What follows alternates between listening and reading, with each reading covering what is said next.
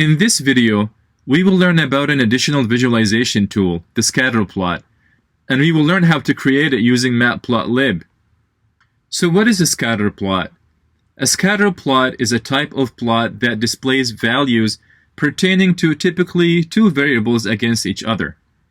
Usually it is a dependent variable to be plotted against an independent variable in order to determine if any correlation between the two variables exists. For example, here is a scatter plot of income versus education. And by looking at the plotted data, one can conclude that an individual with more years of education is likely to earn a higher income than an individual with fewer years of education. So how can we create a scatter plot with Matplotlib? Before we go over the code to do that, let's do a quick recap of our data set. Recall that each row represents a country and contains metadata about the country, such as where it is located geographically and whether it is developing or developed.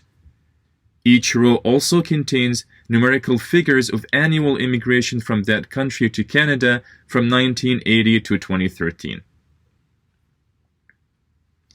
Now let's process the data frame so that the country name becomes the index of each row. This should make retrieving rows pertaining to specific countries a lot easier. Also, let's add an extra column which represents the cumulative sum of annual immigration from each country from 1980 to 2013. So for Afghanistan, for example, it is 58,639 total, and for Albania, it is 15,699, and so on.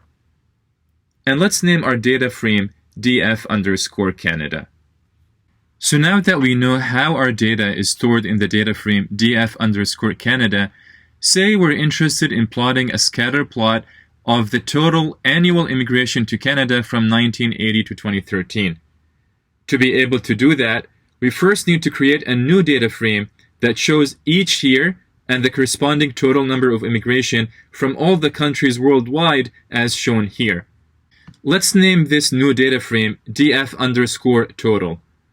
In the lab session, we will walk together through the process of creating df_total from df_Canada, so make sure to complete this module's lab session.